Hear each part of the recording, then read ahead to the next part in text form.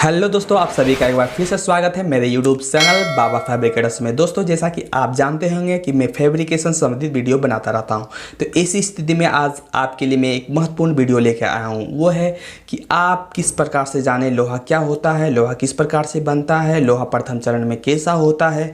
इन सभी चीज़ों की जानकारी मैं इस वीडियो में देने जा रहा हूं, क्योंकि आप भी एक कारीगर हैं और आप लोहे से संबंधित वीडियो देखना पसंद करते हैं। आप लोहा का कार्य करते हैं, लोहा से खिड़की, दरवाज़ा, अन्य चीज़ों को बनाते हैं। तो ये जानना आपके लिए बहुत ही ज़्यादा महत्वपूर्ण है कि लोहा कैसे बनता है, लोहा सबसे ज़्यादा कहाँ पाया जाता है, हमारे देश में सबसे ज़्यादा लोहा कहाँ मिलता है। इन सभी चीज़ों की जानकारी मैं इस वीडियो में दूंगा और ये जानकारी आपके लिए बहुत ही ज़्यादा महत्वपूर्ण होगी, इसलिए इस वीडियो को आप पूरा देखिएगा। जी हाँ, पूरा देखिएगा। तो चलिए वीडियो को शुरू करते हैं और देखना आप मत भूलिएगा। जी हाँ, तो बात की जाए लोहा की, तो लोहा पृथ्वी के लगभग सभी स्थानों में पाया जाता है, लेकिन कौन सा देश है जहां पर सबसे ज़्यादा लोहा का भंडार है, तो वो देश है चाइना। जी है, चाइना मतलब चीन। और हमारे देश की बात की जाए तो हमारे देश में वो राज्य है छत्तीसगढ़, जहां सबसे ज़्यादा लोहा का भंडार है, मतलब उत्पादन करने वाला राज्य सबसे ज़्यादा छत्तीसगढ़ है। उसके बाद बिहार, झारखंड आता है।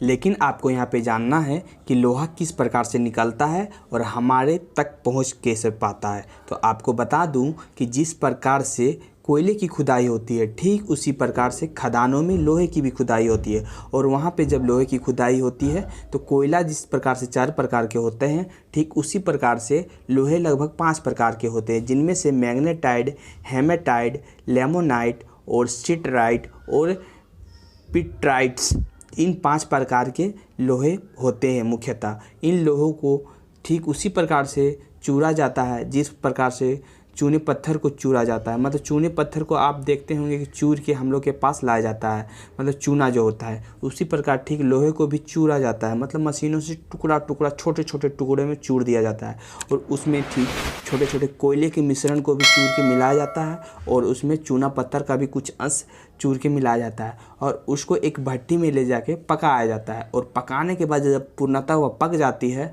तो उसे एकदम निकाला जाता है। जब वह गरम गरम निकलती है तो एक तरल पदार्थ के रूप में निकलती है और उस तरल पदार्थ को एक सांचे में डाल दिया जाता है। जैसे ईंट भट्टे की जो सांचे होती है, ठीक उसी प्रकार के सांचों में बनाया जाता है, मतलब ईंट टाइप का सांचे में रखा जाता है और वो पक जाता है या कठोर हो जाता है तो उसे फिर ट्रांसपोर्ट कर दिया जाता है फैक्ट्रियों में, जहाँ पे लोहा से अगला चरण में जाता है। जब वो कठोर लोहा, पिट आयरन उसको जब हम लोग बोलते हैं, जब उस तरह से कठोर लोहा बन जाता है एक आयरन लोहा से, मतलब जब प्रथम चरण के लोहा से जब वो दूसरे चरण में जाता है तो उसको हम लोग बोलते हैं पिट आयरन। जब पिट आयरन अब फैक्ट्रियों में पहुंचता है तो ठीक उसी प्रकार से उसे अब फैक्ट्रियों में ले जाके तोड़ा जाता है और उसे फिर फैक्ट्रियों में ले जाके भट्टियों में गलाया जाता है। भट्टियों में गलाने के बाद उसके अपने अनुसार एंगल का रूप दे दिया, सीट का रूप दे दिया, पट्टी का रूप दे दिया, अपने हिसाब से वहाँ पे निकाला जाता है सांचा में डाल के।